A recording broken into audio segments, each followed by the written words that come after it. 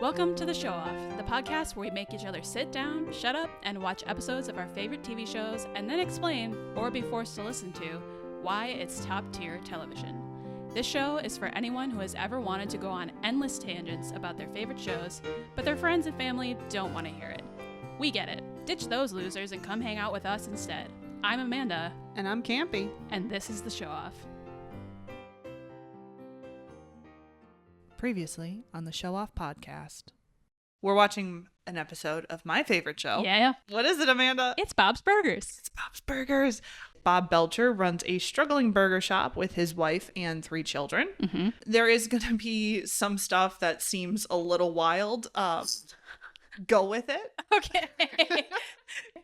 I will say I have seen Bob's Burgers before. And yeah, I'm definitely excited to watch and hear whatever stories you got about this episode. I'm intrigued now. I'm so excited. Or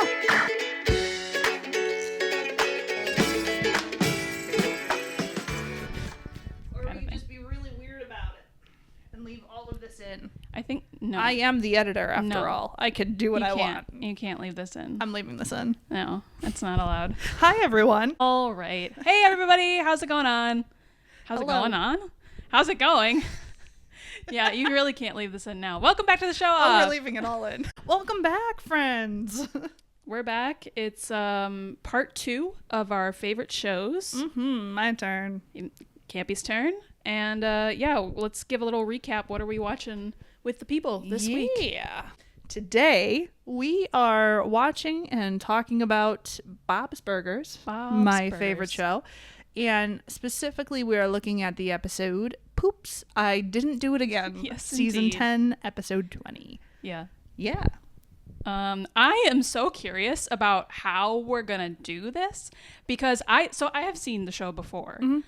I have not seen it in several years, I would say. There's like a very brief period where I binged just like a random number of episodes. Oh, I didn't know that. Yeah, I mean, I wasn't like hardcore into it, but for what, I mean, once you start watching it, you're like, yeah, this is pretty funny. It sucks you in. Yeah, it sucks you in pretty quick. But as I was watching, I was like, wow, how the fuck are we going to talk about this? Because it's basically just joke after joke after joke after joke. There is so much is crammed into each episode. And it's like one after the other, like so fast. Tons of witty lines. Yeah, it's like all jokes. So, and there's a plot. There's a plot to this episode, but like it's a very loose plot wrapped in jokes. That is a perfect description of Bob's Burgers. A loose plot wrapped in jokes. That's probably how a lot of these like cartoon, The Simpsons and whatever. Yeah. I feel like that's a fair assessment. But yeah, so how do you want to break this down? Oh, we'll break it down. Okay. Don't you worry. We'll break it down. So yeah, before we jump into that, just to give a quick background on Bob's Burgers. So it is voiced, our main cast, by H. John Benjamin, Dan Mintz, Eugene Meerman, John Roberts, and Kristen Shaw. Right. Mostly male cast for the main people. As we mentioned last episode. So if you didn't hear last episode, Bob's Burgers does, and you probably know this if you've seen the show, they do a lot of gender bending when it comes to the voice actors. It's not just men playing women, there's women playing men. And I do think it's fair to critique Bob's Burgers for that if you're looking at the wider industry trend of male taking on female roles. Yeah. However, Bob's Burgers itself, I think they picked the best voice actor for that character. Yeah. It works. Well, and like for this type of show too, especially, funniness of the voice is very prominent. Yeah. It's like a huge part of the comedy. Yeah. And it stands out especially with characters like Linda, who's the mom, voiced by John Roberts, and Tina, who's the 13-year-old daughter, voiced by... Honestly, everybody. Has a very distinct voice. Yeah, everyone has a distinct voice. Yeah. For sure. Yeah. So Bob's Burgers, quick rundown of the IMDb summary. Bob Belcher runs a struggling burger shop with his wife and 3 children as their basic premise. It started in 2011, still running today. Still going. This is one show that gets the exception of can be beyond 5 seasons. Yeah, right. Yeah. So let's get into it. Alrighty. Poops, I didn't do it again. Should we just start there, the title? Yeah. I mean, it's a pun. Yes. Britney Spears is never brought up in the episode. No. I assume that's what this is referencing. Yeah. It's definitely referencing the Britney Spears song. They have a lot of their episode titles, not all of them. Yeah. Are puns on movies or songs. Yeah. The whole show is just filled with puns. Yeah. They're not relevant to the plot almost ever. It's just fun. It's just a very creative team with too much creative energy. Clearly. And they need to channel it somewhere. So before we dive in, I mean, you kind of already gave your initial thoughts, but any off the top of the dome, what are your thoughts of this episode? Hilarious. I mean, arguably relatable in many aspects. I also appreciated that they did have one or two moments of like genuine connection between Bob and Louise. It's Louise, right? Yeah. And so like, you know, it's mostly jokes, but then you do have like a couple of those like actual nice like father-daughter in this case moments. Yeah. So I appreciated that. Oh, I'm so glad you said some of those things because that's exactly what we're going to be talking about. Yay. Yeah. So for me, the reason I picked this episode in particular, it's not the best Bob's Burgers episode there is. But to me, it's the one that resonates with me the most. Oh boy. Just on a personal level. I feel like the writers knew me they targeted you and they wrote this episode for me. Yeah, they came for you. Yeah, it feels very targeted. I forced my parents to watch this episode too with me because I'm like they didn't want to watch Bob's Burgers and I was trying to get them into it. So I was like, just watch this one. Watch this one with me. And they're like, oh, okay, we get it now. Nice. So jumping in, Bob's Burgers always starts with their very, at least to me, iconic title sequence. They got a great theme song. It is a great theme song. And they always have 2 puns in the title sequence. I caught one. Yeah. I had to, like, I rewound a bunch of times because it's so fast that, and you have to kind of like squint and like see. My TV isn't that big anyway, so I couldn't catch the sign, both signs on first glance. But yeah, sorry, keep going. Yeah, so the title sequence always has 2 puns. There's a shop next to Bob's Burgers that changes every single episode. And that one for this title sequence is, I only have rab eyes for you. Rabbinical dating service. Rabbinical dating service. It's always something stupid. It was good. I love it. It was good. And then there's always a pest control van that comes in with a different name.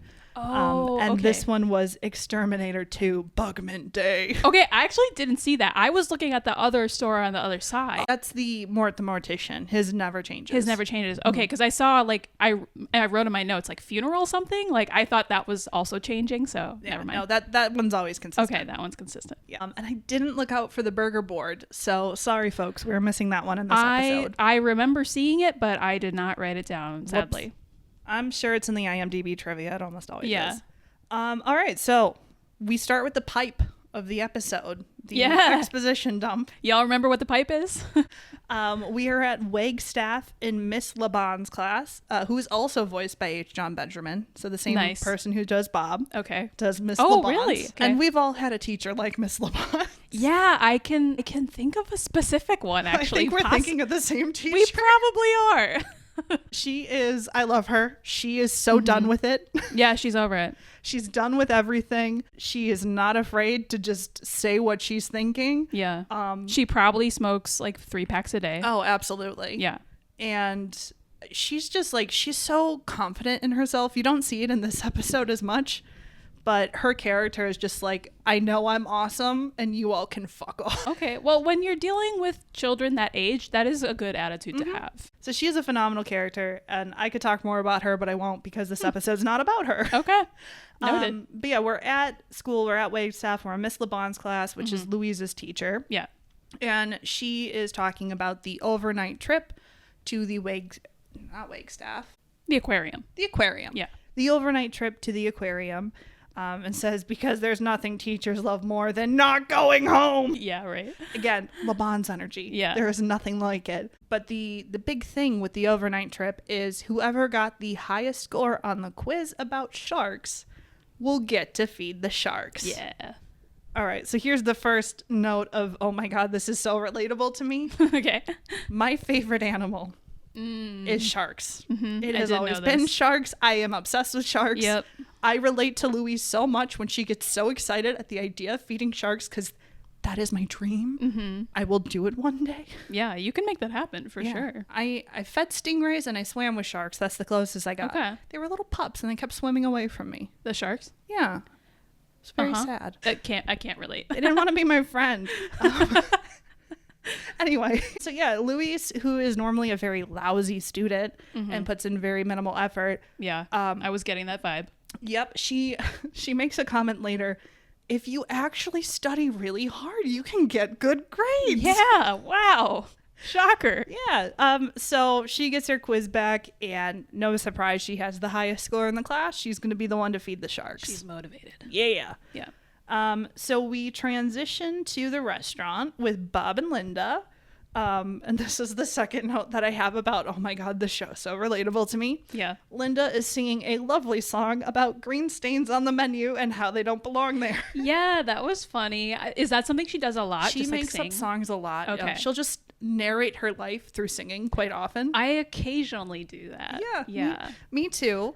And I get that from my dad, who narrates a lot of not just his life, our lives. Yeah. Through songs. Nice. I like it. Yeah, I sing, as you know, I sing the It's Really Fucking Cold Outside song when I'm outside and it's like, you know, below 20 degrees and I have to get somewhere. Out of an ice bank. Yep, I have to walk somewhere and you just got to distract yourself. So you got to sing the It's Really Fucking Cold Outside song. Yeah, you got to narrate your life. Yep. Trust me. Just try it. Be the main character. They're doing the restaurant business and the kids walk in. Lots of witty dialogue here. Just go watch the episode. We can't recap it all. We're not going to re-quote the entire episode. I have some choice ones written down, so hopefully I'll chime in when it's appropriate. Yeah. You let me know. Just interrupt me. But yeah, Louise is very excited. She announces to her family that she's going to be the one to feed the sharks, and she goes on a little speech about it and ends with, and maybe they'll eat me and it'll be amazing. That is the one I have written down. Louise? And, yeah. Same. Yeah. That was great. And Bob is very surprised at how excited Louise is because she doesn't do well with pooping in strange places. And this is an overnight trip. And what if she has to poop? It's a strange place. Yeah. Which is kind of, I mean, to Louise's point, when she's about to suggest like, oh, I'll just go before and then I'll, be there overnight and I'll come home and be fine. Yeah. I was like, yeah, you don't necessarily poop like all the time. Right. Like this was almost like a non-issue, Well, here's where it gets relatable to me again. This episode is the learn way too much about Kampy's life episode. Growing up, I sincerely believed there was a disease called PPD. Okay. It stands for public pooping disorder. This is what my mom always told me. What? Was a thing, because she has this problem and I had this problem for a large majority of my life until I became not just kind of an adult, but like an actual full grown ass, I'm responsible for myself now kind of an adult. Like you're out of the house adult. Yeah, out of the house kind of adult. Yeah. On my own, traveling all the time for work, right. Staying in strange places. You have no I choice. Don't have a choice. But up to that point, did I schedule my poops around when I'd be gone? Yes.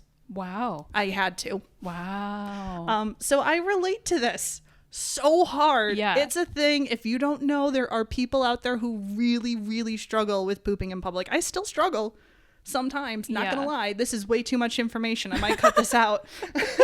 I'm here for it. But yeah, it's a thing. It's a thing that people deal with. Yeah. And to be clear, I'm not judging. I'm just like surprised or not surprised, but just impressed, I guess. I don't know. Like this is a lot of effort to put in to like no one. You gotta plan your life around your poops. Yeah, like no one enjoys it. Like no one wants to poop in public, but sometimes you just gotta do what you gotta do. You know, which I have come to accept. Yeah. But it's a psychological thing. Like your body just shuts down, even if you want to. Right. Yeah. That's wild. So yeah, if you didn't know, we're talking about poop this episode, so deal with it. Maybe you can relate too. But yeah, so as Amanda and I alluded to, Louisa's plan is to poop at home before the trip, and she'll be fine. Yeah.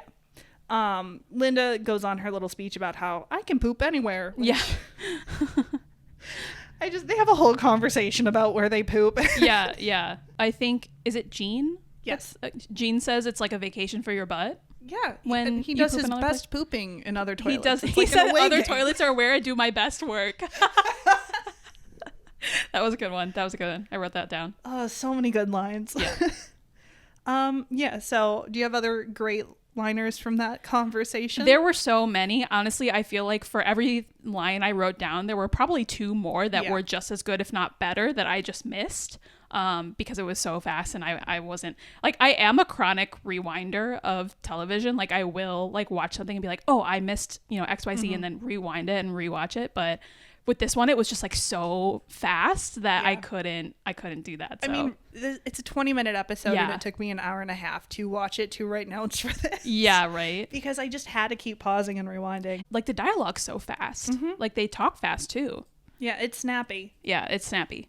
Exactly. All right. So the next scene, we transition to the Belcher apartment that night. Enter Linda with a laptop saying that they got problems. Yeah.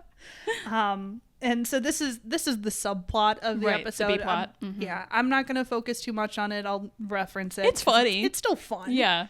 But I'm not going to spend too much time here. Yeah. Basically, her mother called because someone at the old people town where they live, their family, their grandkids had sent them a video for her grandma's 90th birthday. Yeah. And they played it in the dining hall that night and people just went nuts for it. Right. So now grandma, wants us to make a video for their wedding anniversary. Yeah. The whole family is not on board. No. They all know where this is going and they do not want to be a part of it. So she plays the video and it's basically a nice upper middle class family. Yeah. Doing a fun little thing in banana costumes, going bananas for Nana's 90th. Yeah. The one thing that I do want to note here, because again, this is another, I relate so hard to this, is Luis, when they pull up the video, Luis says, "Is that what a real family looks like?" And then Bob says, "They're so much cleaner than us." Yeah. And this is one thing that I really love about Bob's Burgers on a personal level. I grew up lower middle class, much like the family in Bob's Burgers. We didn't go wanting. We always had everything we needed. Yeah. But we had to bounce checks and like balance the checkbook right, or like wait to send things out at the right time. Right. And like it's something as a kid that you don't understand, but you're still aware of. Totally. And so little moments like this where the Belchers get a peek into other people's lives who are financially better off than them. Yeah. And you can kind of see the self-awareness that they have, that they're not at that level. And it's not saying that one's bad or one's good. It's just something that you kind of are aware of. And so for me, Bob's Burgers, it doesn't like, I'm going to talk about class. I'm going to talk about class. Right. It's just there. Right. As it is in life. And it's, for me, nice to see a show about a lower class family. Yeah. And like little moments like that where it's like, we're hinting at this, but we're not hitting you over the head with it. Exactly. Yeah. Yeah. They're not shying away from it. They know exactly who they are and what they're about. And it's still funny. It's still also a joke. Yeah. They embrace the fact that they're lower class and they're okay with it. Yeah. So just a little sidebar on that, because this is something to me that's pretty consistent throughout Bob's Burgers that I relate to. Anyway, so they watch the video. Yep. And everyone thinks it's kind of lame and that they can do better. Yeah. Which I would argue they do. I think they do great. Yeah. Luis leaves to go poop. And so the family sits down and starts brainstorming what they can do for their grandparents. And this is another moment about Bob's Burgers that I love, is the kids are weird. They're crazy they're weird, and the parents just go with it. They do. Yeah, they really do. Embrace how weird their kids are. So Tina suggests that they do a techno sort of thing. No words, just bodies, moving, telling the story of Grandma and Grandpa. But imagine Dan Mint's voice much deeper. Yeah. And then Jean suggests, I'm thinking baby oil. I'm thinking glitter. I'm thinking animatronic doves with human private parts. Yeah. And Linda just responds, Interesting. But like in a way that like she's actually considering it. Yeah. And this happens so much throughout the show. Whenever the family is trying to come up with ideas together, the kids always just throw off kids shit, batshit crazy crazy stuff that makes no sense. And Linda and Bob just kind of roll. Yeah, they roll with it. They don't Yeah. put their kids down. Yeah, amazing. Yeah, it's great parenting. Yeah. Luis returns saying it was just a toot. It happens. It's okay. So, yeah, she asks, what do we got so far? Because they want to keep brainstorming. And Linda responds, techno, glitter, baby oil. Luis says, so Dad's got his costume, but what about the rest of us? That one did get me. That got me real good. And this is then like hard cut. Yeah. To the next scene. And this is another thing that I relate to. Bob's Burgers is full of mostly Luis zinging Bob. There's a lot of that. Okay, nice. Yeah, and yeah, again, I feel like just... Louise, like if I identified to any member of this family, it would probably be Louise. Yeah. Yeah. She's the sassiest. She's She got the is. most personality. I freaking love Yeah. that girl. But And yeah, she doesn't seem to suffer fools either. no. All right. She's got Linda's zest for life. But yeah, again, just at least to me, a very relatable family dynamic of, yeah, we love each other, but we're still going to make digs. Yeah, exactly. Any opportunity we have, we're going to try to embarrass each other. How old are the kids supposed to be? Do you know? Tina's 13, Jean is 11, Luis is 9. Wow. Okay. Yeah. Okay. That is pretty wild to think about a 9-year-old going that hard. But, we roll with it for the show. Luis is not the most real-to-life 9-year-old. I feel like they could have easily said Tina's 15, Jean's 13, she's 11, and I would have gone with it more. Because I would have been that sassy at 11, probably. I do have thoughts on the kids and the age, but that's for another episode of the podcast. Yeah. For sure. Right. So Louise gets her zing in on Bob and we get a hard cut. So it's later that night. Louise is going to the bathroom with her nightlight, Coochie Kobe. And turns out she's not actually awake and pooping on her toilet at home. She's having a nightmare and she is pooping on a toilet that's in the middle of the aquarium and everyone can see her poop. Yeah. And I have had this nightmare, a Oh version my of this God, nightmare. me too. Yeah, I think this is probably not an uncommon nightmare to have. I'm guessing that's why it made it into the episode. I'm sure one of the writers were like, yeah. This has happened. This is like one of my recurring nightmares. It's like I have to go to the bathroom and the only toilet option available is either like out in the middle of something and like there's nothing around it. There's no privacy. Or it's like a really janky toilet and like untrustworthy. It's one or the other and it's always terrible. It's a public bathroom, but there's no stalls. It's just a wall of toilets. Yeah. I haven't, I don't know if I've had the multiple toilets one. Like I've for had me, that it's one. usually just one floating mysterious toilet. Okay. But the wildest toilet dream I've had, and you can ask Michelle about this because she can vouch for this dream because she was there. Wait, she was in the dream or you told her the dream? Both. Both. Okay. Continue.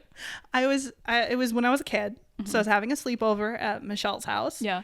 Woke up in the middle of the night and had to go to the bathroom. We were in the basement. I wake up, I stand up, I have to pee, and in the corner, I see a toilet. And I'm like, I could go there. But what if Michelle wakes up?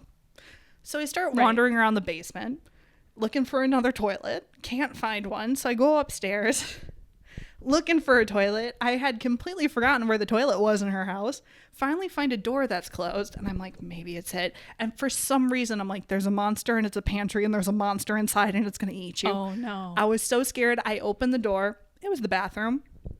It wasn't until I was washing my hands that I realized I had dreamt myself to the toilet. No. And that I had almost accidentally gone on her piano bench, which was the toilet that I had saw in the corner of her basement. What? That's crazy. That was the wildest toilet I've dream never I've slept had. walked before. That was the only time I've ever slept walk. Really? Yeah. I used to catch my brother doing it sometimes. Really? Yeah. I have a vivid memory of we were sleeping over at my grandparents one time. Or, like during the summer, we would go sleep over there sometimes. And yeah, I couldn't sleep. Like I wasn't sleeping well. So I went out to the living room to like lay on the couch. And he like walked out from where the guest room, where we had been sleeping. And he clearly was like not with it. Like he was just kind of like, I don't know. I don't think his actual eyes were closed, but like I could tell just like he wasn't there, Yeah. Like he was walking, but he was not present. And I was just like, hey, bud, what's going on? And I don't know if he like he mumbled something to me. I don't remember what it was. And I was like, okay, why don't you just go back to bed? And then he did.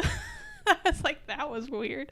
But yeah, it was like one of those like 4 a.m. moments where you're like, what is life? Out so yeah. much. And yeah, I think I was maybe like 10 or 11. So he was like 8. But yeah, I personally have never sleepwalked,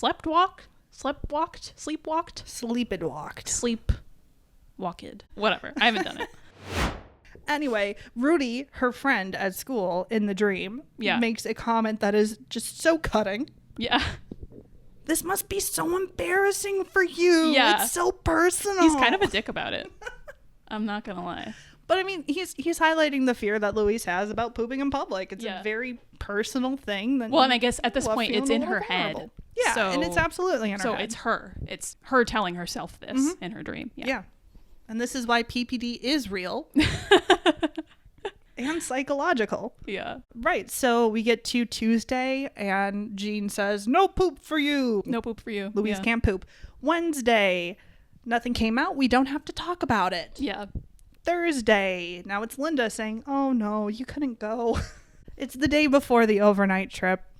Louise is sitting on her bed and she's frustrated because she can't poop. Yeah. And Bob goes into her room to check if she's doing okay. Yeah. And I think she's not. No, she's not.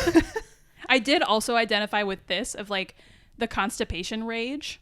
Like when you like when you haven't pooped for like a solid 3-4 days and you're just like, oh, you just feel it in your stomach. Well, and like I get angry if that happens. It doesn't, fortunately, my gut health is much better these days and it no longer happens to me, but yeah, like for me, I would just be like angry all the time. I mean, how could you not be? Yeah, I mean, it's a legit reason. Yeah, and so Bob goes in to ask if she's okay because she hasn't pooped in 4 days and she's about to go on a public trip where her only option will be a public toilet. Mm-hmm. And in classic Louise fashion, she just laughs and goes, no, I'm not worried. Yeah, it's very over the top. And then we get a fantastic snap pan to the rest of the family standing in her bedroom door. Yeah. And Tina just saying, she seems fine. Yeah. So yeah, the whole family is eavesdropping, which is another very relatable thing. Yeah. If you grow up in a big family, which I did, of having the rest of your family eavesdrop when you're going through some shit. Yeah.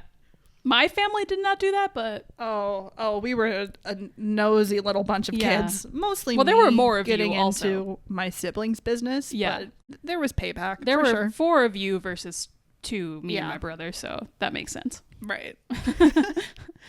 Again, at least to me, a very relatable family thing here. So yeah, her plan. She's changed her plan. Her plan is to still go on the overnight trip. She's not going to poop there and everything will just work itself out once she gets home. It'll be fine.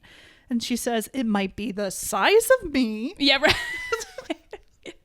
Yeah. And we get a great Jean one-liner. We respect your birth plan. Yes! Oh my God. I wrote that one down. I laughed real hard. It was great. Jean is great for these weird, just out of nowhere one-liners. Like, I love him. Very dry. Yes. Yeah, it's great. It's super great. And yeah, Louise, her stomach hurts and her mom's trying to comfort her and doesn't, really know what to do. And Bob is like, well, I've been where you've been. I know how this goes. I can help you. I think it's time we pull out the big guns. Right. And I wrote here, oh no. He's talking about laxatives, people. Yeah. So yeah, he's going to the pharmacy and Louise decides, I'm going with you and I'm picking out a toy. Yeah. Louise, even though she's written pretty mature for a 9-year-old, she does have these little moments where, you get to see the kid in her. She's a child. So they're at the pharmacy and I just find this scene adorable. Bob is pulling, those hand baskets that have an extra long handle so you can pull the hand basket along the floor. Yeah. Louise is sitting inside of it. So he's pulling Louise along the aisles. Louise is just easy on the bumps. She's like, well, you wanted to ride in it. She's like, it better. I thought you'd pull it better. That was good. Which, like, I have a 4-year-old nephew, and he definitely does stuff like this, where, like, he asks for something, but if I don't do it in the way that he anticipated, he will be brutally honest. Yeah. No filter. No filter. They got no filter yet. So again, another very relatable family moment there. So yeah, Bob's grabbing a bunch of laxatives and he starts telling Luis about his experience with something very similar. PPD. Where, yeah, with his PPD. He explains to Luis how when he was in middle school, and I should say, as he's telling this story, they're walking towards the checkout counter. Yeah, they've chosen their laxatives. I will say, quick before you get into that, him just like throwing all these laxatives, and I was like, dude, how many are we getting? Like, you don't want to be taking that many. All of them. Yeah, but like he was like, all right, we're gonna get this one and then this one, and oh, that one's good too. Like, yep. I was like, okay. Hey, he has experience in the matter, Amanda. Yeah. So yeah, they're walking towards the checkout counter and Bob starts explaining his experience with this, where he invited a girl to a middle school dance and she said yes. And he was so nervous about it, he couldn't poop. And the night of the dance came and he knew he couldn't poop at school. And he was just so backed up that he didn't go to the dance. And this is when we get the checkout guy saying, oh, that's really sad. Yeah. Guy, you are not a part of this conversation. Right. Which he's a weirdo. He says, oh man, my dad never wanted to talk about poop or his feelings. That was dad for you, big shot astronaut. I forgot about that. Yeah. But yeah, so Bob continues the story because the checkout guy wants to know what happened to the girl, at least, you know. And Bob says, well, she went to the dance with a different guy and now she's married to him. Yeah, so that's basically the story. We get Bob missed out on an experience, a good experience that he could have had. He does not want Louise to have the same letdown that he had. Exactly. And then, the checkout guy is deciding to bond with them and he's like, hey, I get off in 10 minutes. You guys want to grab a beer? Or, I don't know, just hang out at my car. Yeah, it's super weird. Louise just responds, we should come to the pharmacy at night more often. That was the perfect ending line, I will say, to that scene. I was like, yep, end scene right there. Boom. And I want to call this out too, this little bit. A lot of the random side characters that pop up in Bob's Burgers and throughout the town are like this guy. Like, they're a little weird. Like a little off. They're a little off. But all these people definitely gravitate towards the Belchers because the Belchers are just nice people who are very open about their own life and their own experiences and their feelings about things. Yeah. And characters just gravitate towards them because of that. Yeah. Which, like, it's a show, it's written to be that way. Right. Yeah. But I do think it kind of points out, like, you get what you receive what you put out there, right? They put out kindness into the world and they get people responding to them in kind ways, if not weird ways. Yeah, exactly. Yeah.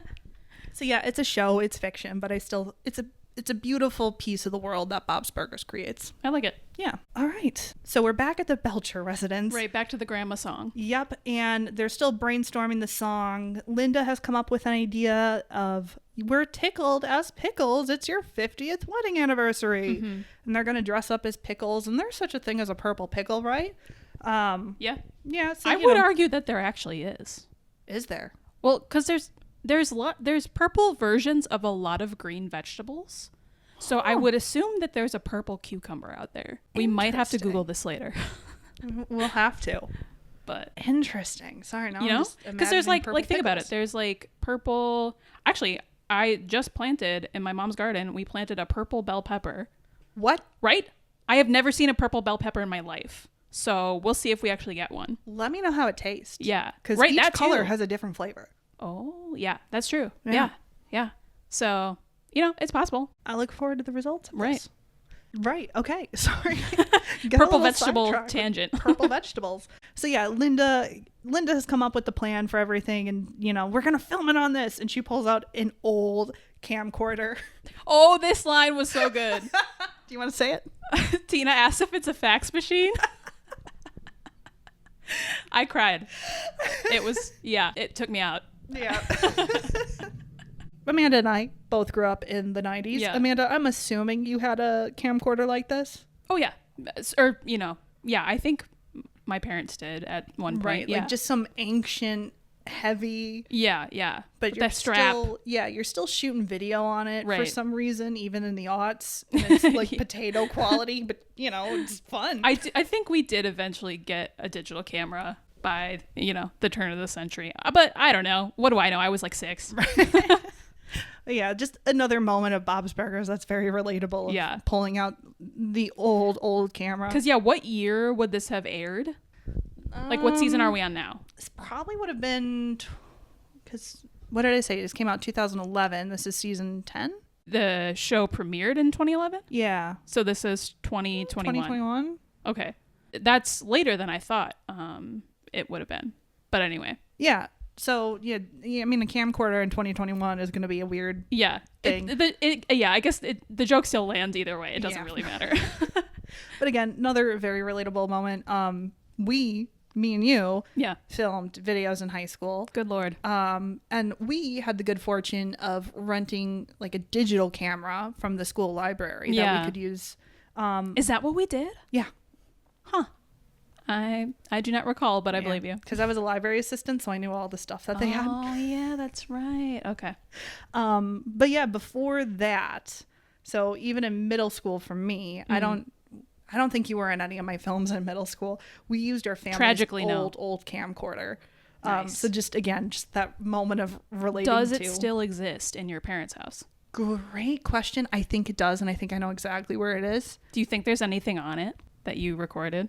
Possibly. You should definitely bring it here, and we should have a look. I mean, at a minimum, my dad has backups of everything, so I'm sure it's somewhere. Really? Yeah. That's adorable. Anyway, so Bob and Louise come home, and Linda has the kitchen all prepped to shoot the first scene of their music video. I'm not going to talk too much about this. It's just hijinks of them trying to make a nice video. That's Are they in the pickle costumes? Related. They're not in the pickle costumes Not yet. Okay. That's later. Yeah. The one thing that I do love about this scene is Linda sets down the camera and she's like, don't worry, I'll edit all this once I learn how to edit. And then throughout the scene, every time they say something, she'll look at the camera and say, edit that out. Yeah. Don't edit that out. I was like, this is us trying to record a podcast. It did feel a little meta for a second. And this is why I have to keep it all in. Yeah. You have no choice now. For this episode, anyway. So yeah, just relatable moments all over the place. Yeah. After they shoot their first scene of this little video for the grandparents, Linda wants to keep going, but Louise needs to go take her bum drugs. Yeah. As she calls them. And Bob's going to go help her out. Yeah. She has a great line. I don't want to brag, but I've had every laxative out there. And Louise responds, Mom's a lucky lady. Yep. That was good. Yeah. Good drag.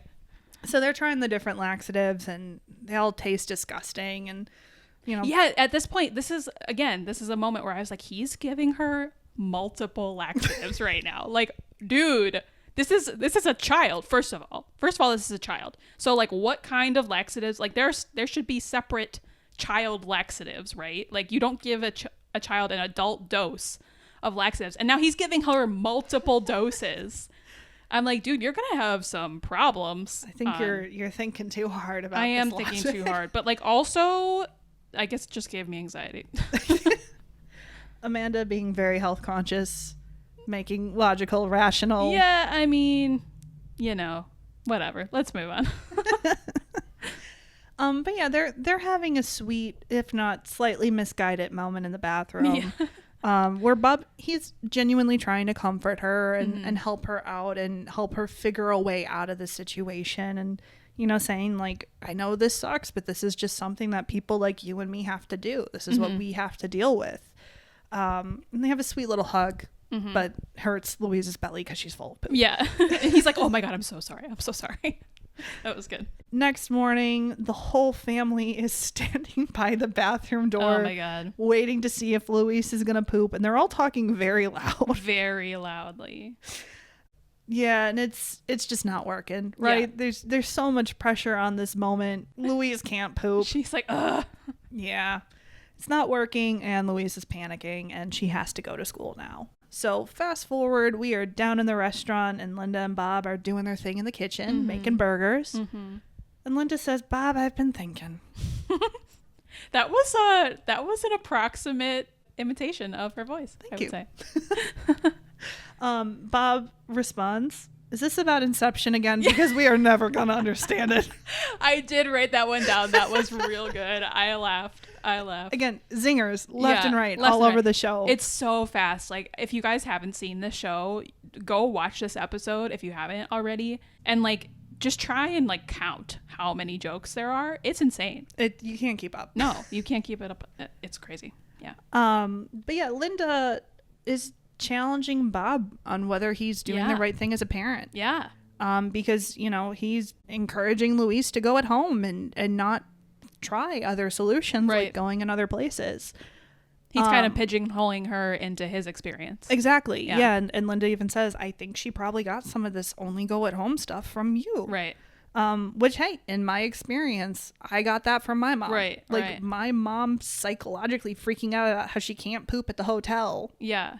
You know. And it's kind of interesting in this case that Louise picked up on that from Bob versus her mother. Like you would think, I think most kids I mean, not always, but I think often children derive more behaviors from the mother than the father, potentially. I don't know. I just thought it was interesting. Like, obviously, the other two kids have no problem, but she picked that up from him. So are they supposed to have, like, a tighter relationship than the other two kids? Yeah. There's a whole episode around how Linda thinks Luis loves Bob more. Anyway, so yeah, she thinks that Bob should encourage Luis to go to other places. And, you know, Bob gets defensive. Mm-hmm. He's like, you don't understand. You'll never know what this is like to be psychologically blocked like this and not be able to go. But yeah, he calls her a poop anywhere. Yeah. You poop anywheres. You poop anywheres are all the same. Yeah. But yeah, he eventually comes around and he agrees that he'll try to talk Luis into going someplace else. Right. And ends it with, I'll just tell her to be just like her mother and go in a bucket. Yeah. Linda's like, one time and I never live it down. Another very relatable family moment there. If you've ever done something embarrassing in front of your family, they will never let you forget. Yeah. Yeah. Mm-hmm. Mm-hmm. Yeah, we all have that. Yep. I'm not going to say anything else. I'm just going to agree and we're going to move on. But yeah, the kids get home from school. And Luis is just going to sit on the toilet until it's time to leave for the lock-in. Mm-hmm. So, cut to... Sorry, I love this scene. I'm premeditated laughing because I find this scene so funny. Cut to Bob and Luis driving to the aquarium. Mm-hmm. And there is some hella dramatic music playing. And Luis is panicking because she's full of laxatives and her butt is a ticking time bomb.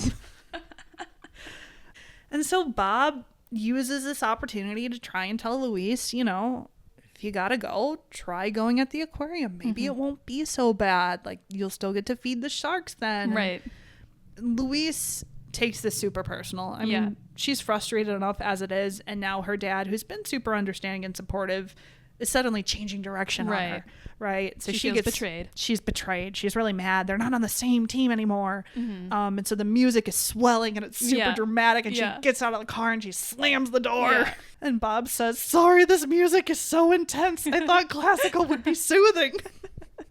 And to be fair, like once the music started getting really intense, I did start to notice it. But before that, it was just kind of background to me. Like I guess I like the part of my brain that was like, this is non-diegetic was just like filtering it out, and then it was diegetic and I was like, oh, okay. Which, like, I love when you can mine comedy out of diegetic versus non-diegetic. We were just talking about this the other day when we watched the new Doctor Who episode. Yeah, which we'll bring up later. Yeah. Oh, for sure. So yeah, we love a little bit of comedy with diegetic. Yeah. So yeah. Should we explain that? Does everyone know what that is? Yeah, go for it. Okay, basically, diegetic versus non-diegetic music.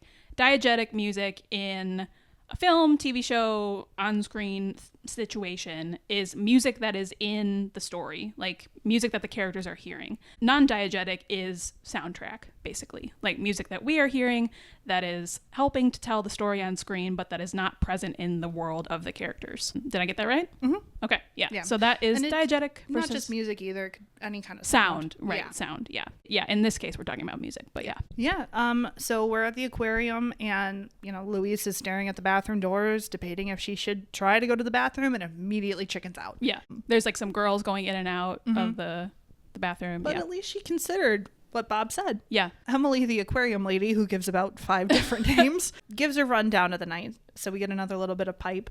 But basically, they aren't going to be feeding the sharks until after dinner, so it's going to be a while. Yeah, so Louise has some time to wait before she gets to feed the sharks. She's got to try and tough this one out. Would you consider Emily, the aquarium lady, to be one of these like weird absolutely side characters? Yeah, so would I. Again, this is how all the characters this is how are. it is. Yeah, I feel like Bob Belcher is probably the only straight character in the whole universe of Bob's Burgers. Yeah, and we mean that as in the straight man, as in he is the foil that all the other characters play off of. I can't think of another person that's as like straightforward. Yeah, as Bob. And I yeah, I think they're all weird except I would agree Bob. with that. But he's like a little bit weird, but yeah. not nearly to the extent that everyone else is. Yeah. So yeah, back at home, Tina's rapping. They're all dressed up as pickles. Yeah. Pickle hijinks. We're filming. Ensue. They're filming, but Linda not forgot filming. to hit record. Been there. Yeah, and right. Bob's just anxious because he's very worried about how he left things with Louise. So he's just being a concerned dad. Yeah, he's a good dad. Yeah. More hijinks. Parents struggling with technology. Been there. Back at the aquarium. They finally get to the shark tank, and I have a little heart here because I love sharks so much. They got hammerheads, they got makos, they got leopards, and that girl over there is a bull. And yes, I'm listing out all the sharks because I fucking love them. Deal with it. Love it. Anyway, so they're finally getting ready to have dinner, but Louise can't hold her poop anymore. Yeah, it's suddenly all happening. Yeah, the laxatives, have kicked in. The 3 laxatives she took. Sorry, keep going. So yeah, she calls her dad to come and pick her up. So we're in the apartment. They get the call. Bob's ready to go get her. Wait, can we back up 1 second? They did frame this in a way where, Louise is like, I know what I have to do. And for a hot second, you think she's going to just go poop. To the bath. Yeah, Yeah, and then she's like, she calls Bob and says, can you come pick me up? Yeah. So that was like a nice little little like expectation twist. Yeah. Nice little setup. Yeah, then I love the quick little scene with the pickle hijinks because we got to keep inserting the pickles there. Yeah.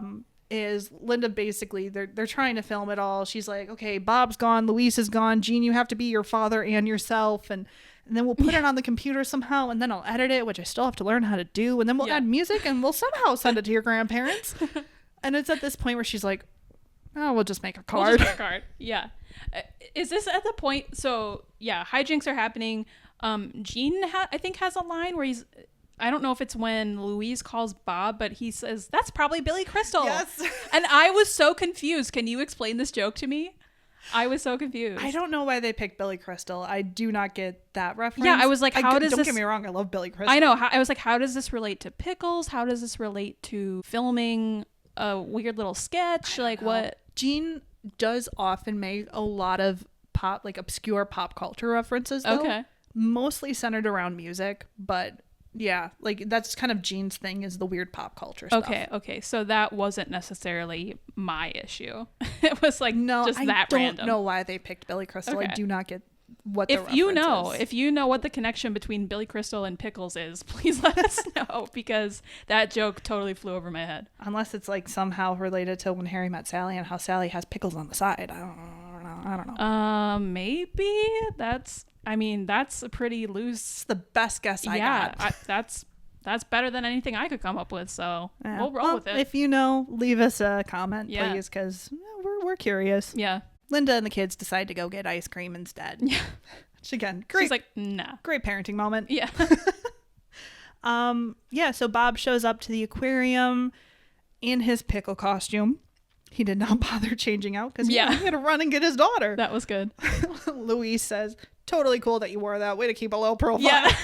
Yeah. That was nice. He was not wearing the purple one, however. No. He was wearing a regular green pickle. Yeah. Who was in the purple pickle? I noticed that somebody was wearing the purple pickle, and it was funny. It was extra funny because Linda had said previously, oh, we already have pickle costumes. Why was I think it was Jean then who was wearing the purple pickle. Yeah. So it was extra funny because theoretically they had 4 green pickle costumes. They could have used the regular green pickle costumes, but he had to be extra. It's from a different episode where they enter a parade, and they're all supposed to dress Oh, it up. is? Yeah, so Gene has a burger costume. Nice. So that's like what he wears to advertise for the restaurant. Yeah. And so for the parade, Linda she's going to make different burger items for each of them to wear. So one's going to be a pickle, one's going to be ketchup, one's going to be mustard. And she just got so excited and so carried away, she just made 4 pickles. And why didn't anyone check on her? That's so pretty good. yeah, that's why they have 4 pickle costumes. Nice. I did wonder that when she said, oh, we already have the pickle costumes. I was like, I bet that was another episode. Yeah. I will say Bob's Burgers doesn't often refer back to past episodes, Yeah. but when they do, like it's selective and quite well done. Right. Yeah, and like semi-convenient for the writers, I'm sure. Yeah. Yeah, so Bob picks up Luis, literally. Yeah. He's, how do you want to She's do like, this, can Luis? you walk? Can you walk? Do you want me to pick you up? Yeah. Picks He's her really up. concerned. It's pretty Yeah. sweet. No, he's genuinely deeply Yeah. concerned because he's been there. Yeah. He knows the struggle. And yeah, so he literally picks Luis up. And she's like, oh no, that was a bad idea. That's Don't a bad put me idea. down. Don't put me down, though. Walk faster. So he's literally carrying her to the car, and they're in the car. Bob genuinely feels bad that she doesn't get to feed the sharks. Yeah, it's sad. And yeah, he's going to get her home as soon as possible. And this line honestly kind of makes me tear up. Aw. Where he says, just so you know, I'm always available to come and pick you up, even in college or on a business trip or on your honeymoon, whatever. Yeah. And like that line just like kills me Yeah. because I'm not a parent, but I hear like once you're a parent, you're never not a parent, right? Mhm. Like you're always going to have to be there for your kids. And Yeah. at least for me, with my experience, like I have a good family, I have a good family life. And this is something my mom always told me. No matter what situation you're in, I will pick you up. And like when I was underage, she's like, I don't care if you were drinking, I will pick you up. Yeah. I will always be there for you. And so yeah, that line always just kind of makes me cry. Yeah. It's nice. Yeah. It's definitely sweet. really, again, and it's like going back to like, yes, this show is 97% jokes, but there are some of these genuine moments that probably make it so beloved by the fans and by people who just watch it. So yeah, most certainly. And we're going to talk about that more in the wrap up. But yeah, Louise is sitting in the car and she says something that I've said before, which is, I don't want to be like this. Right. I want to like, you know, I want to change this aspect of myself. Right. I want to be a better person, basically. And so she's like, we got to go back. We got to go back, and I'm going to try to poop in there. Yep. And I'm going to feed those sharks. And Bob's like, yeah, you are. So they're standing in front of the bathroom doors, and Louise is scared, and Bob says, I'll do it with you. I'll go to the boys' room, and I'll also poop. Yeah. And we'll do this together. And aren't you scared? Well, you're scared, and you're thinking about doing it. And just great parenting. Yep. It's good. Great it's good parenting. Moment. They go into the bathroom. Louise did it. She pooped. It was a lot of poop. It was very successful. The laxatives worked. The 3 laxatives worked. Bob just says, it didn't end where I wanted it to. Yeah. Yeah, he did not have the same experience. But he didn't take laxatives. No. And he's trying to have a moment with Louise where he's like, I'm so proud of you. Like, and she's like, not now, Dad. I gotta go feed sharks. Yeah. she turns into that 9-year-old again. Yeah. You go, Louise. Yeah. And yeah, as she's running off, Bob is like, I'm just gonna go home and take a shower and throw this pickle costume out. Yeah. We've all been there. So yeah, the episode ends there with Louise feeding the sharks. Joyfully feeding the sharks. Very She's joyfully. so happy. Oh, I'm so jealous of this fictional cartoon character. So that is the end of our episode. And before I get into my whole little spiel, any thoughts? Yeah, I enjoyed it. It was a great time. The only line I didn't mention as we were going through is at the very end there when they're about to both enter the bathroom and Louise says, "Let's poo this." I missed that one. I did write that down.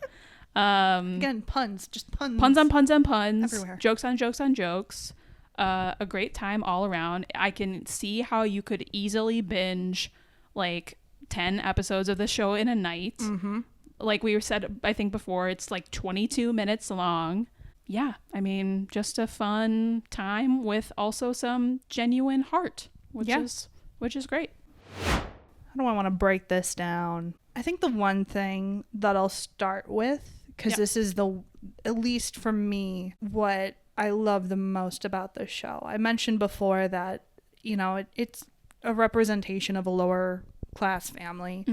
And, you know, they're aware of it. It's not something that's harped on or lamented about, but they're aware. It's episodes like this that really help emphasize that it doesn't matter financially necessarily. Like, there's a limit, obviously. But it's not about the riches or lack thereof. Like, the Belcher family loves each other. They support each other. And one of the things that I think is the coolest, especially displayed in this episode, is the parents are willing to change and grow with their kids. Yeah. Big time. And that's what makes them so rich and beautiful. Yeah. And I love it. Yeah. I love it. And I'll add to that and say that also the parents are willing, as a couple, are willing to accept feedback from each other on how they could improve their behavior and their relationship to their children, which arguably should be paramount. Yeah. So, yeah, that was really great to see, too. And even though I have a very good family life and I came from a very good family life, it's also stuff like this that, you know, those aspects where I'm like, I wish I could have had something similar like this happen with my mom, where we both grew together. Or like, I wish, you know, my parents would have been more receptive to each other's feedback. And so like Bob's Burgers kind of fills in the gaps. Yeah. Sometimes. I'm sure it's doing that for a lot of people. Yeah. And it does it in such a like relatable way. Right. That you're not like, this is unbelievable. Right. No one would function like this. Right. It's optimistic and it's idealistic, but it's still human. Yeah. Yeah. And yeah, not overly cheesy either. Yeah. Like some genuine, like heartfelt moments, but you don't feel like you're watching an after school special, you know? No. Yeah. Yeah. And I think that's why it works so well as a comedy and a wholesome show is I feel like the two things complement each other. Yeah. Because the comedy undercuts it from getting too wholesome and too cheesy and corny. Yeah. But those wholesome moments stand out more because the whole thing is just funny. Because so when it's it all does jokes. take a turn for, we're going to be a little serious. Yep. You for feel a hot it more. second. It's like, yeah, and it's almost like reassuring you. Like, we're gonna, like, just hang on. We're gonna get this one moment in here, and then we'll get right back to the jokes. We promise. Yeah, there are a few episodes that are just hardcore in your feels. Really? The whole time. Wow. We might do one of them. Okay. But like serious stuff happens to. Not like bad stuff. Okay. But there is one episode that I've only watched once because the one time I watched it, I cried like so a hard. baby. Oh, it hit me so hard. So we might have to do that episode. Oh, okay. Because, I love a repeat watch. Yeah. We're definitely going to be doing that with multiple shows. Yeah. So. And I, for the record, I have seen all of Bob's Burgers at least a dozen times. And that is not an exaggeration. Wait, really? Yeah. Every single episode? A dozen times? At least. Is that because this is one of your background shows? Yeah. Yeah. Because I'll just put it on in the background. And as soon as I finish the series, I just start it over. Oh my God. All the time. Like, it's always just running in the background. It's like, how many lines do you have memorized? Quite a few. Cool. Yeah, like I said, it's my favorite show. I didn't pick how this many for lines nothing. have made it into your like everyday vocabulary? Oh, because I feel like that's the other, like another great like hallmark of a show is like I still say suck it because of Psych. That's true. Suck that's it. fair. Suck it. And I sing it. There's no other way to say it. Sometimes they just say it and sometimes they sing it, but yeah. Yeah, but the true way to say it is the sing version. Suck it. Yeah. Any Bob's Burgers lines that are like jumping out to me? Surprisingly, no, because you're putting me on the spot, so I'm freezing like a bunny. You'll probably think of some later. We can add that in next episode. Yeah. if you remember any. But I can see also how like there might not be so many lines like that because the jokes are so many. There's so many, and also they seem to be at least so situationally specific, if that makes sense. Yeah. Like this one's all poop jokes basically. Lots of toilet humor. Anyway, the other thing that I wanted to talk about too is kind of like some of the background for the show. So Bob's Burgers was initially pitched. Ooh, yeah, give me the behind the scenes. I love to hear about how shows were pitched. Process. I think it's so fascinating. We'll talk about the SpongeBob pitch at some point because I love it. It's so inspirational to me. Just at one point file that one away, folks. Yeah. At one point I thought I wanted to write animated shows myself. You definitely could. Yeah, and so I came up with a pitch for my own show based on the SpongeBob pitch. Oh my god, I think that has to be an episode. We have to record an episode about that. Oh, I don't know. You gotta tell me your pitch now. You've teased it. All right, maybe a minisode. But so Bob's Burgers pitch. Yeah. So the family was still there. You'd have Bob, Linda, 3 kids. Tina was supposed to be a boy. Right. Which I've referenced last episode. And this is why Dan Mintz is the voice of Tina. Right. They casted him to be the 13-year-old boy. And, 13-year-old boy with budding sexuality. The sexual jokes didn't quite hit right. Mm-hmm. And so they changed it to Tina. They changed the gender. And it works better. And they kept Dan because they thought Dan was funny. Yeah. And it works. So that was the one change that they did make. The big change is the Belcher family was supposed to be cannibals. The fuck? What? Yeah, the initial pitch was that they would be getting bodies from the moratorium next door for more, and that they would be making burgers. So it was going to be like a Sweeney Todd type thing. My jaw is on the floor right now, you guys. Oh my god.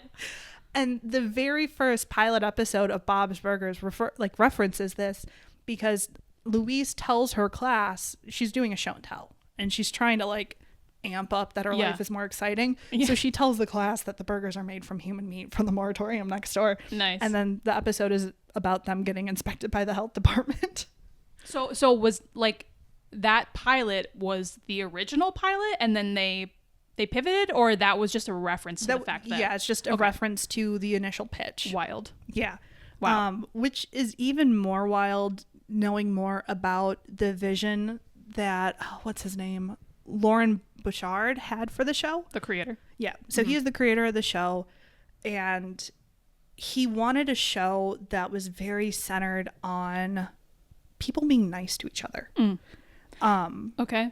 I'm okay. Which it doesn't sound like that should be a radical concept. Yeah. But I'm going to break it down a little bit.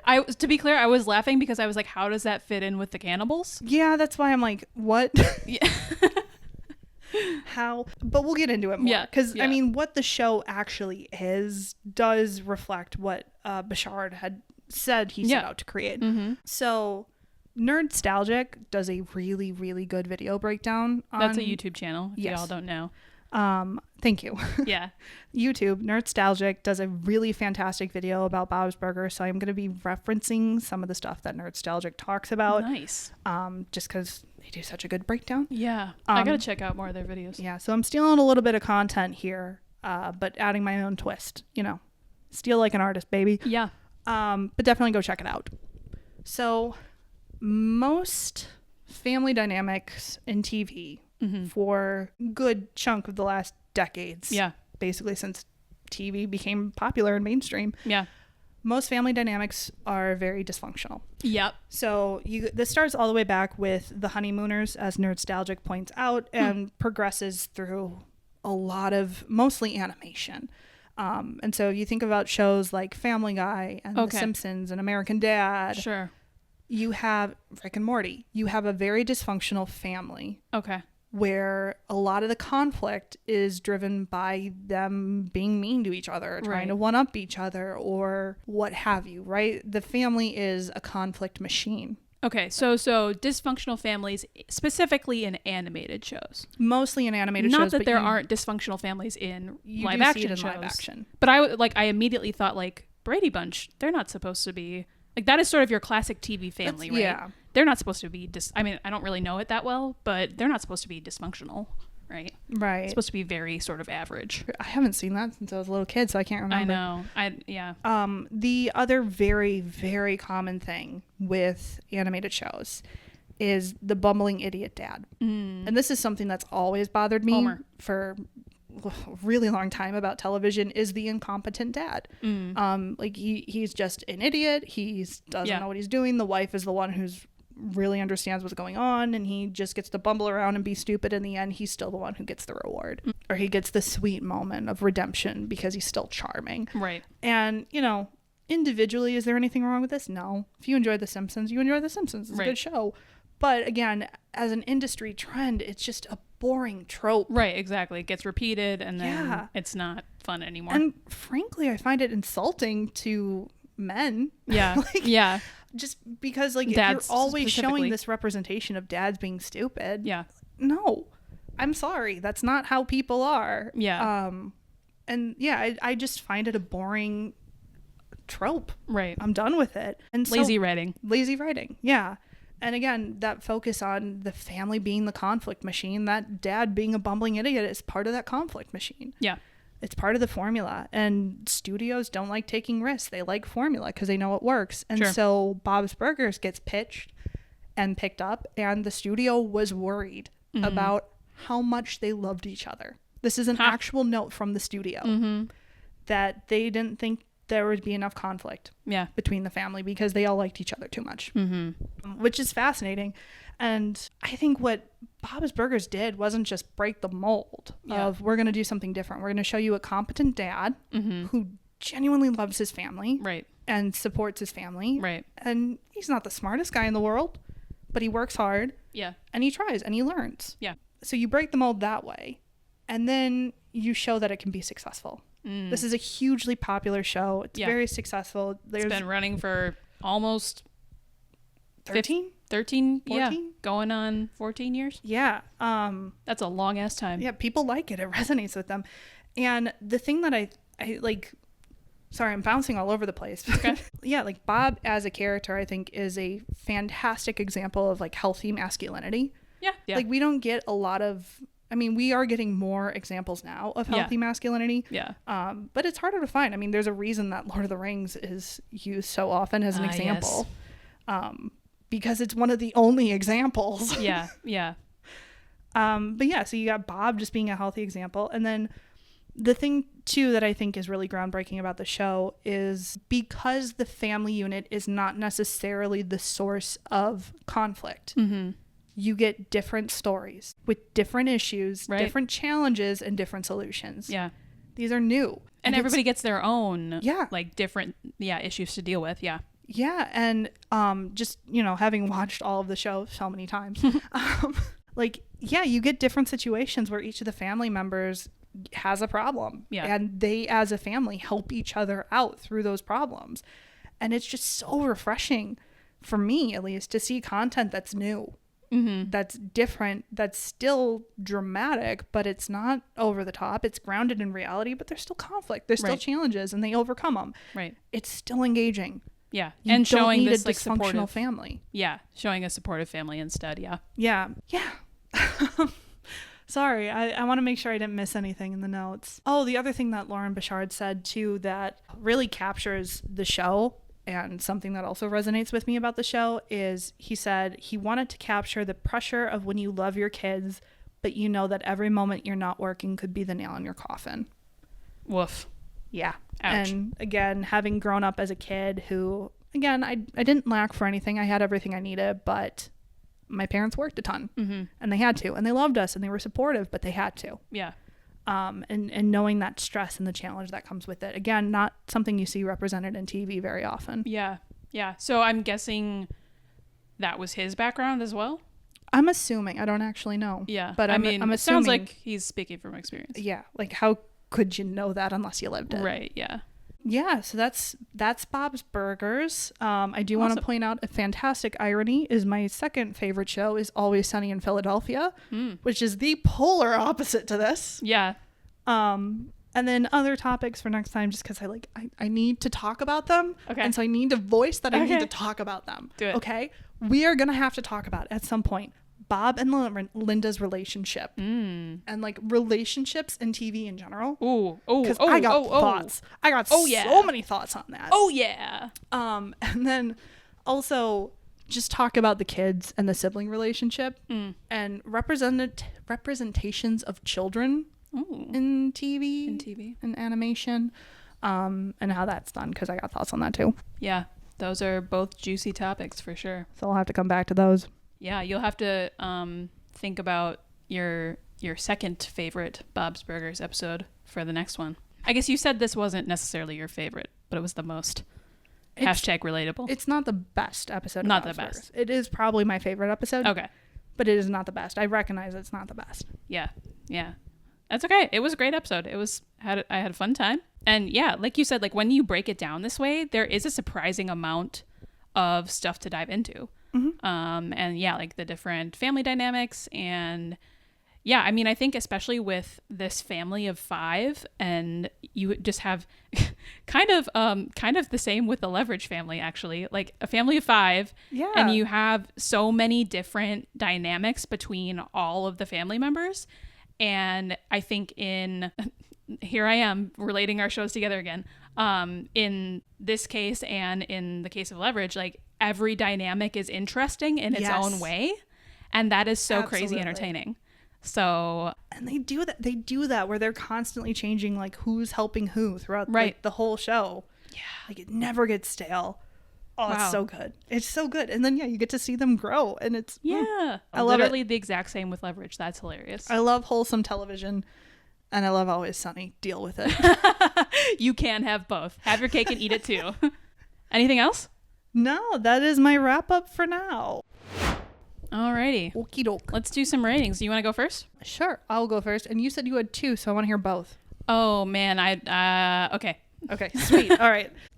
So I don't have a rating so much as an award. An award? Mm-hmm. Okay. And I am awarding this episode the rarest of all pickles. The rarest of all. A purple pickle. One goes to purple poops. pickle. I didn't do it again. That's excellent. I love that.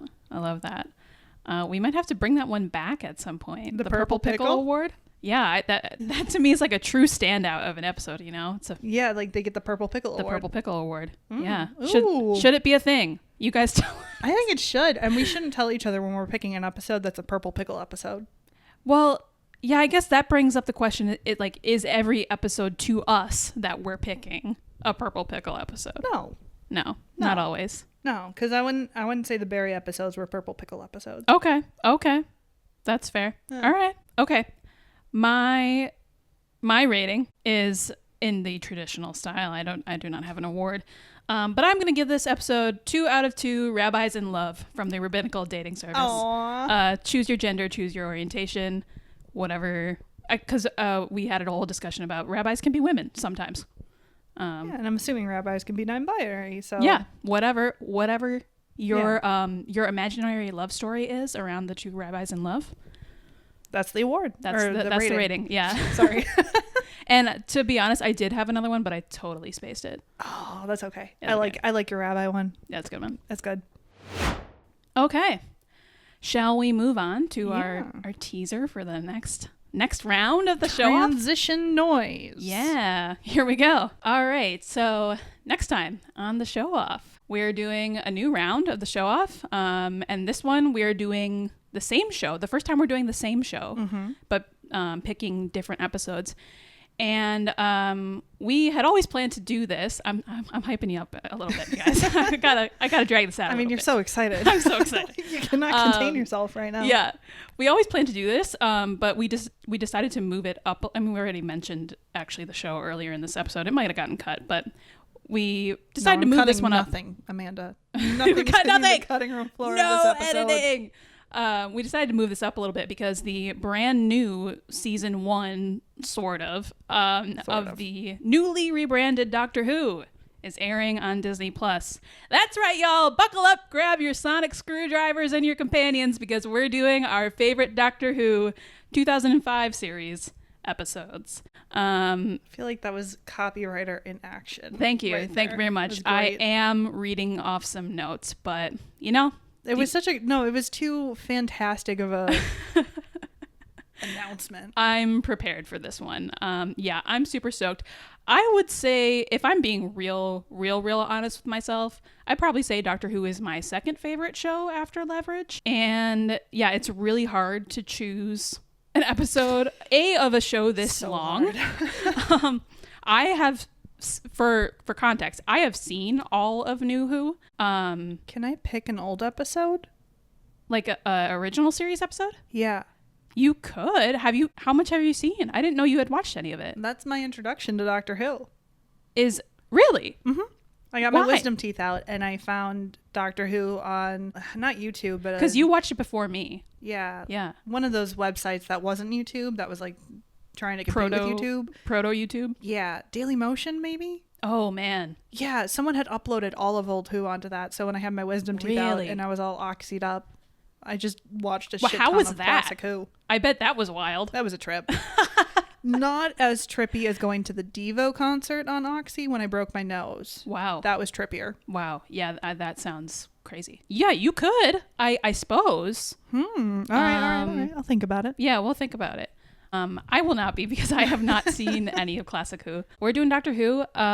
If you don't know anything about Doctor Who, I will give you the very quick, very not comprehensive IMDb description, which for the 2005 series, so if you don't know, the classic show started in the 60s, ran for decades, honestly. Till like the 80s, right? Till, yeah, the 80s, and then there was a movie that came out in the 90s. Oh, yeah, I forgot and about then that. they rebooted the show basically starting in 2005. There was a series of comics sprinkled in there, too. Yeah, there's so much, like, extended universe content around Doctor Who. It's crazy.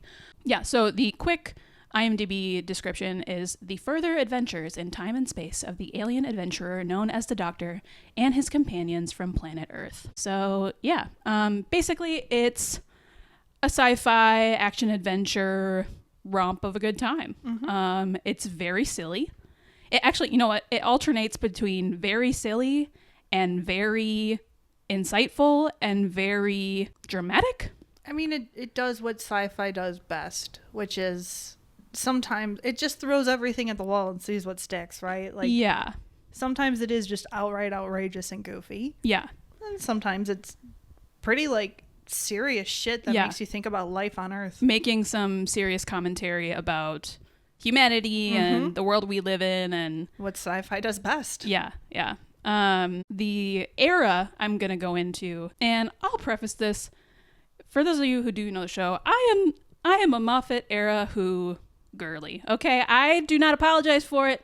So if you have hate in your heart for the 11th and 12th Doctor eras, please feel free to not tell me about it.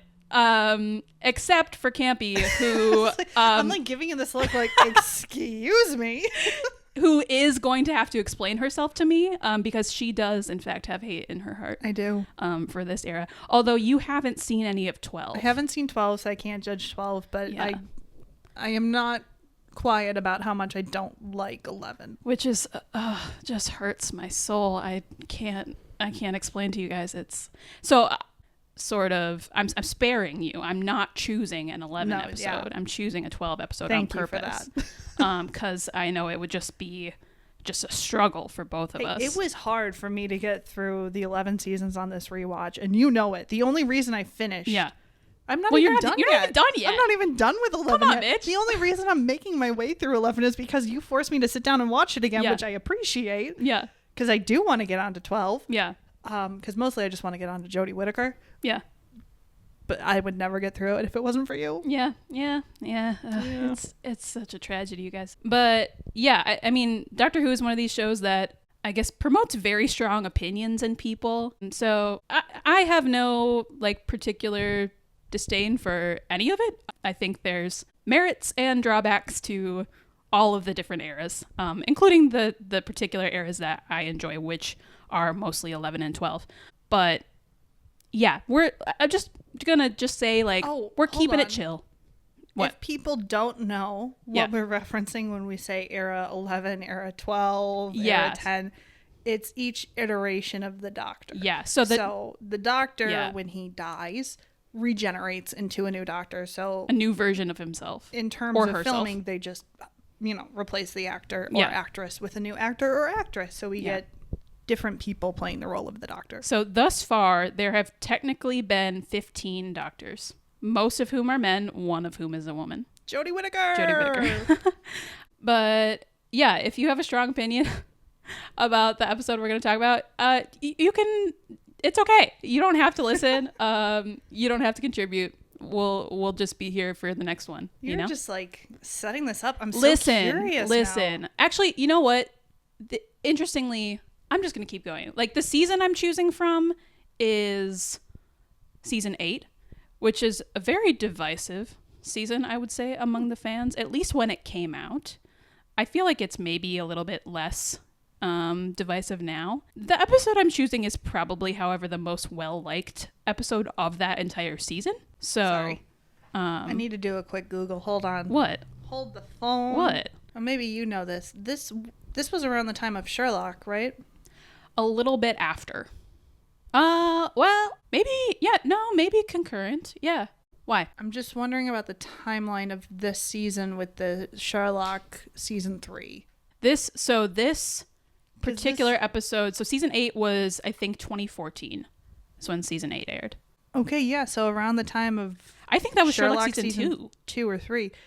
Right? Because wasn't there 2 years? I can refine my arguments more as to why I don't like Moffat. This is okay. This is what I was trying to calculate and triangulate. We're good. Oh man, keep going.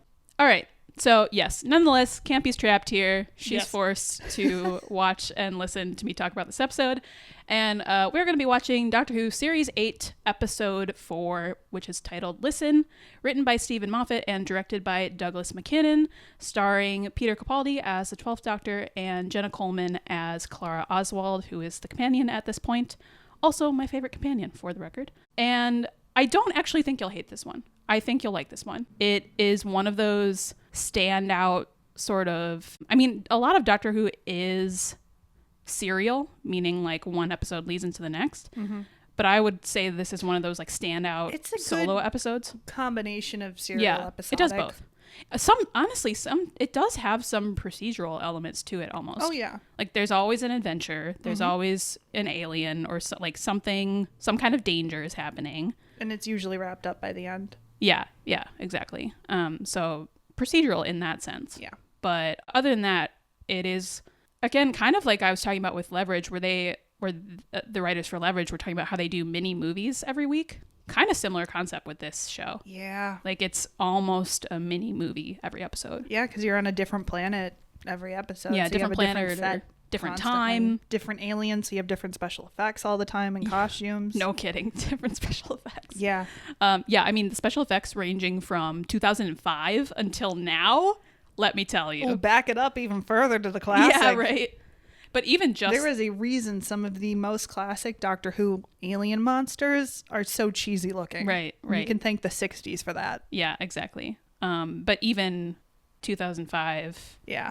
Like, I think the first episode, which is called Rose, and they have the mannequin monsters. The mannequin monsters, and then one of the characters gets, like, eaten by a trash can. Like a god-awful... literally picture that scene. Yes! It just stands out in my head. It's hilarious. It's so good. It is kind of scary, actually. Yeah, so, like, some of the mannequin Mickey was well done. Yeah. It was spooky for sure, but like it is a god-awful CGI trash can that he falls into. It's so funny. Yeah, but anyway, back to this episode. My thought process here was that I wanted to pick a 12 and Clara era episode because I am obsessed with them. They're my favorite doctor companion dynamic. They're insane, and we will get into it. But I don't want to totally spoil like the whole arc and like all of series 9 and the series 9 finale. That's something I really want to talk about at some point, but like since you're still watching it, I really want to actually... Well, I mean, you know I like spoilers. I know, but like this is so much that I need you to go through it all first. And then like possibly have a rewatch. All right. Honestly, that's some good shit. Yeah, and also it's a little bit harder to do anything from series 9 too because it's a full season of 2-parters. Oh. Right? Yeah. It bangs. It was very well received. While season 8 was mixed, season 9, like most people agree, like bangers. All right. Yeah. Interesting. Yeah, super fun. So, for this episode in particular, I guess I don't have too much to say about it except, regular Doctor Who stuff. Keep your eyes open, pay attention, note the dialogue. There's a lot of dialogue. Don't blink. Yeah, don't blink. Yeah, I guess one of the things I will point out I love most about this episode is the atmosphere it creates and the lighting. 12 has the best TARDIS lighting. I will not accept counter arguments. I haven't seen the 12 lighting, but I'm not going to be surprised because, don't get me wrong, I love the interior of the TARDIS, but, there's a lot of room to play with there, and you can step the game up a bit. Yeah, everybody has each Doctor has kind of their own unique style, and the inside of the TARDIS, his spaceship, which is a blue police phone box on the outside, and much bigger spaceship sort of looking console thing on the inside. Smaller on the outside. Smaller on the outside, yeah, as Clara would say. But yeah, they all have their own unique style, and I just really like 12s. I think it's really cool. Yeah, I think that's it. I'm curious to see what you think of 12. And there's definitely some timey-wimey shenanigans in this one as well, which, I love timey-wimey, wibbly-wobbly shit. That's good. It's great. Yeah, the show is centered around time travel, time and space, different planets, etc. But they don't always play with the time concept in every single episode. Sometimes you just end up in a place and then you're there for the whole episode. I feel like that's most times. That's most times because honestly, it is hard to write paradox shit. Yeah, because they do on occasion, and it's always one of those impossible situations that they have to find a way out of. Yeah. And this one isn't so dire. It is timey-wimey shenanigans. So sweet. Yeah, it's fun stuff. I think that's when Who's the most fun though, is when they do actually do truly fun stuff with time. Yeah, and a good combination of shenanigans and thought-provoking, interesting concepts and stuff. Yeah. So next time on the show off, Doctor Who season 8, series 8.